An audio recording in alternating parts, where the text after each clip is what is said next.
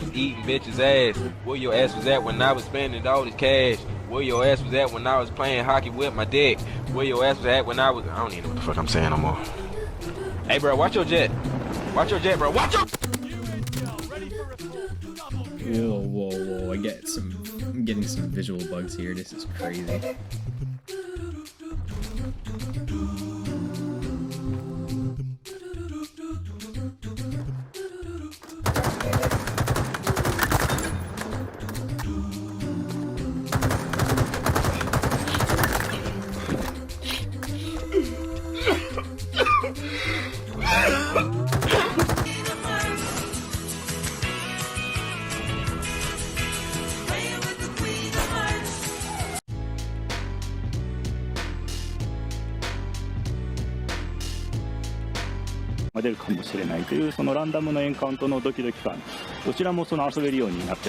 So yeah, we have the Pokemon wandering about the field. We call them kind of symbol encounters.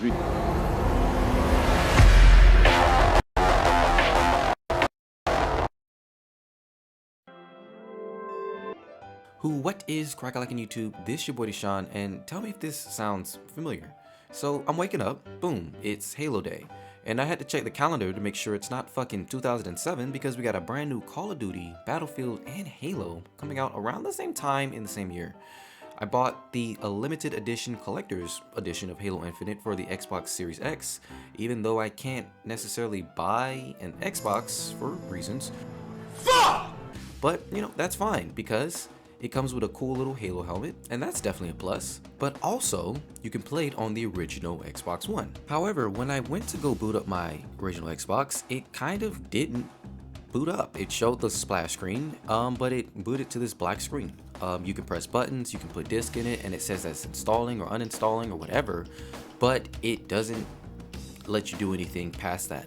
I also looked online, and other people were original Xboxes were mysteriously not working all of a sudden with these new consoles coming out. So that was interesting to see. But you know, no worries, because I got a goddamn 3080 and I already purchased the Xbox Game Pass, or sorry, PC Game Pass now. But I got 3 months for $1, and I also have Halo Infinite multiplayer beta already downloaded, so I'm just going to download the campaign update, no problem. Except that was a huge problem. So what I ended up doing was just completely uninstalling the entire game and reinstalling it. And after that, it worked, and the campaign is pretty cool. So next, I'm scrolling on Reddit, and surprise, surprise, Battlefield is not doing so hot. To save this goddamn game at this point. It's losing player count, it's plagued with bugs, it has a lack of content, and people are getting generally bored with the game itself. Next thing I look up, and it's on sale for goddamn half off, essentially. But since I bought the Xbox Game Pass earlier, we also get the EA Access thing, so I get 10 hours of the game for free, so I'm downloading the game. And you know, they're essentially giving away the game for free next to all the other games that they have given out for free in anticipation for the game. And yeah, first thing, the UI is pretty crazy and trash in general, in my personal opinion. In the matchmaking, it is basically impossible for me to find a game, and if I did find a game, it would get kicked out of the game.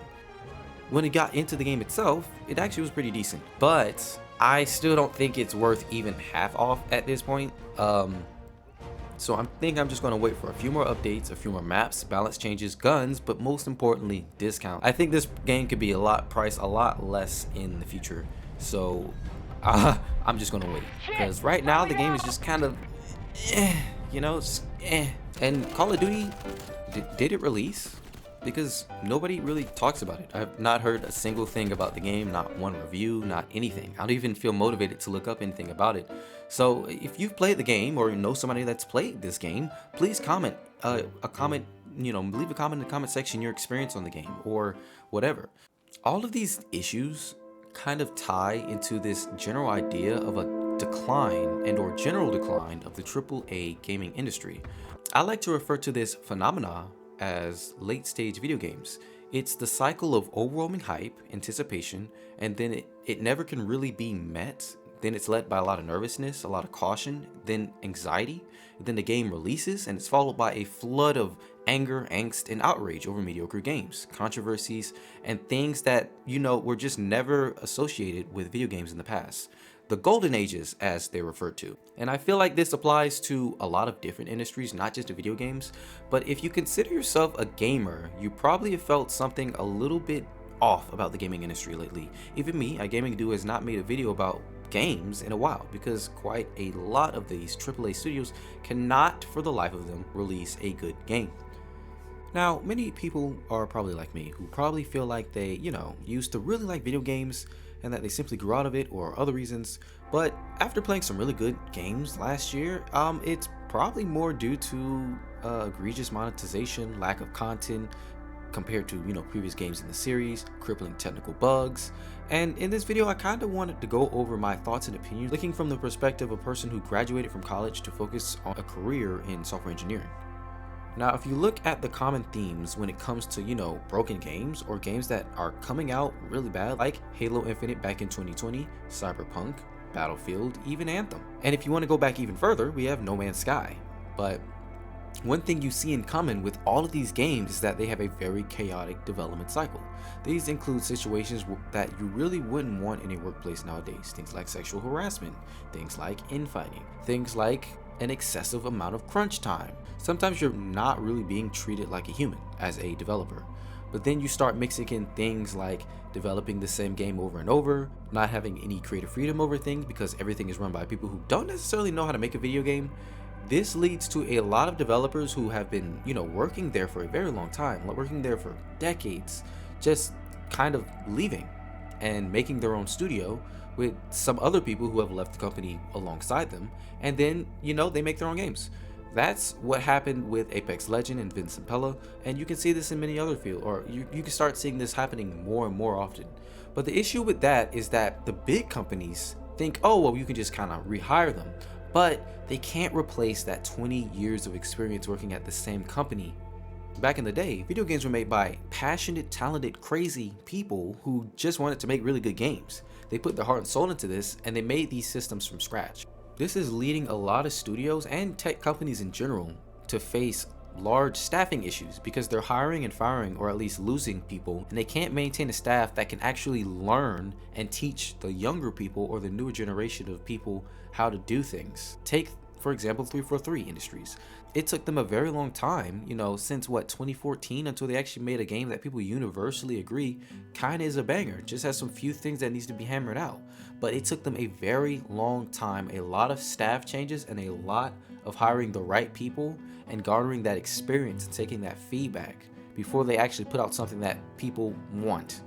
So the whole lesson here is that it takes time and consistency and sometimes mistakes to make something good. As soon as a game doesn't do as well or doesn't push a certain amount of numbers, they'll can entire studios. Look at the EA graveyard. And then once they don't have any ideas of what to do next, they'll just rehash older things or they'll follow trends. And it's really hard when you're making a game that's going to come out 3 to 5 years. You don't know if that trend's going to be popular in 3 to 5 years. On top of that, tools are becoming more and more complex for these newer engineers. If you've seen Unreal Engine and Unreal Engine 5 and all the tech demos that's been happening with the PlayStation Store and with the Matrix, it looks good, right?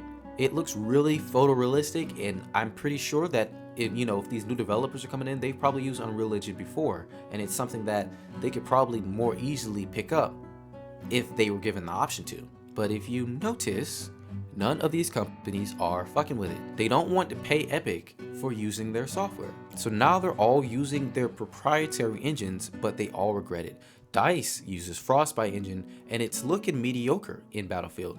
If we look at Destiny 2, they're literally about to delete DLC that I purchased myself with my own money because their engine cannot help or handle the amount of content that they keep adding to the game constantly. So when they lose somebody, it takes a really long time to onboard them, and companies don't really have a long time to onboard people because the game has to come out in a few months. Now, you've probably seen lately that the cost to develop video games has gone up very, very much. A lot of that money goes into advertisement, and you probably realized it but you haven't really made the connection yet. CEOs get up there and they make all these big promises, and all these community leaders, they always say, oh, it's gonna have this, it's gonna have these features, and then you see all these pre-rendered cutscenes, and it leads you to think, oh, these are going to be the graphics, these are going to be the mechanics, this is what it's going to be all, when all of that is just advertisement. It's not actual real. And this also ties into other advertisement deals when you see Hot Pockets have Master Chief, Double XP, Halo Infinite codes on them, cool toys and collector's editions. Oh, we're going to have a movie out, and the game's not out. So it's kind of a double-edged sword in the sense that, yeah, you need advertisements to promote a game, because without advertisements, nobody's gonna know it exists, so nobody's gonna buy it. But if you over-advertise the game and you can't possibly deliver the product that you're selling, it's going to make people upset. It makes it really hard to delay a game when all of these things are in place. You know, these people that are in these positions of power, they don't see things in a realistic way. They see things in an optimistic and unrealistic light. I think that we as a gaming community have to wake up from this dream and come to the realization that these studios are only studios in name. BioWare is only BioWare in name. DICE is only DICE in name. They've been cycled out so many times to where majority of the people who were there when it came out are not there. And a lot of that talent went away with them.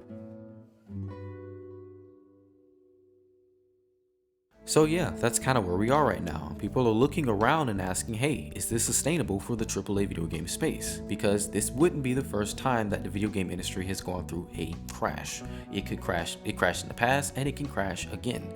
And this is just a general time period where people just don't play video games and people aren't hyped, and it's just miserable all around. In my personal opinion, I do see a path towards a brighter video game future. It seems like when these video games companies experience a generation of embarrassment or underperformance, they tend to make up for it in the next generation. That's for Nintendo, Sony, and Xbox all together.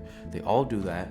And hopefully they use that energy to make this generation a really good time. Xbox really was on the downswing last generation, so they're taking all their energy and trying to be on top this year or this generation, and they are on a buying spree. They just bought Bethesda, and they just, on top of that, bought Activision. And hopefully they can use these acquisitions to rein in these companies and bring in a era of less microtransactions and less egregious monetization and all this negative things, and, you know, a more safer work environment, an overall better console generation. Hopefully, maybe in Activision, they can make, instead of Call of Duty being a yearly release, they spend some time to like make something that has some substance, and have all the studios working on the same game. Well, I'm gonna leave that there. This is your boy Deshaun, and I'll see you later. Peace out.